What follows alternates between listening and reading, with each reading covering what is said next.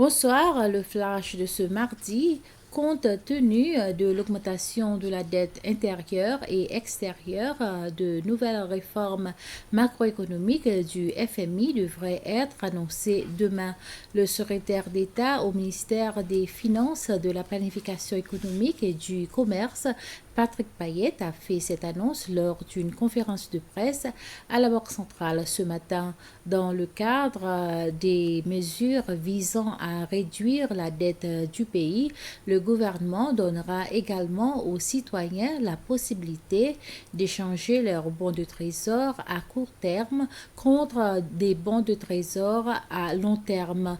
Les déteneurs de bons du trésor de 6 mois et 1 an auront la possibilité de convertir ces bons qui arriveront à échéance dans 3, 5 ou 7 ans. L'objectif est de convertir 1,5 milliard de roupies de bons du trésor en bons court terme contre des bons du trésor à long terme dans le cadre des efforts du gouvernement pour mieux gérer sa dette intérieure. Pendant la pandémie de COVID-19, certains services du ministère de la Santé ont été touchés. Ce sont les chirurgies et les traitements à l'étranger, les maladies chroniques, les urgences et les services dentaires. La ministre de la Santé, Peggy Vidot, a fait cette déclaration à l'Assemblée nationale aujourd'hui. La ministre Vidot répondait à une question privée du chef de l'opposition, Sébastien Pillet. La ministre a exhorté tous les patients qui suivent un traitement spécialisé à contacter leur centre de santé en cas d'urgence.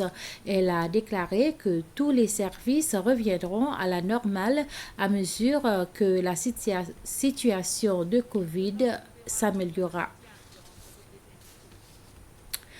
Le député élu de Grand-Anse-Mahé, Wayven Williams, a condamné au nom des habitants du quartier la tentative signalée de faire exploser la station de service du quartier. Il a déclaré dans un communiqué à l'Assemblée nationale que si la police n'était pas intervenue, des vies auront été perdues et des biens détruits à proximité du poste. 2 hommes sont en garde à vue et ont comparu devant le tribunal en lieu avec la tentative signalée. M. Williams avait voulu interroger le ministre de l'Intérieur, Harold Fonseca, et le commissaire de police, Ted Babé, sur la question, mais l'orateur ne l'a pas permis car il s'agit déjà d'une affaire policière et judiciaire, mais il a été autorisé à faire la déclaration. Nations Unies contre les drogues et le crime a débuté aujourd'hui un séminaire à l'intention de ses partenaires locaux qui joignent leurs efforts contre ces fléaux.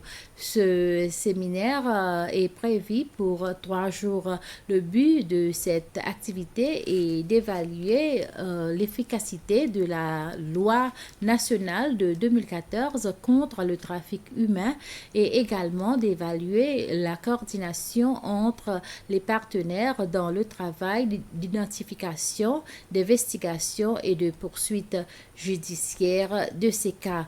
En plus de loi, les Seychelles sont aussi partenaires de différents mécanismes juridiques, tant internationaux que régionaux, qui ont but de lutter contre le trafic des personnes, telles que la Convention des Nations Unies contre le crime organisé transnational.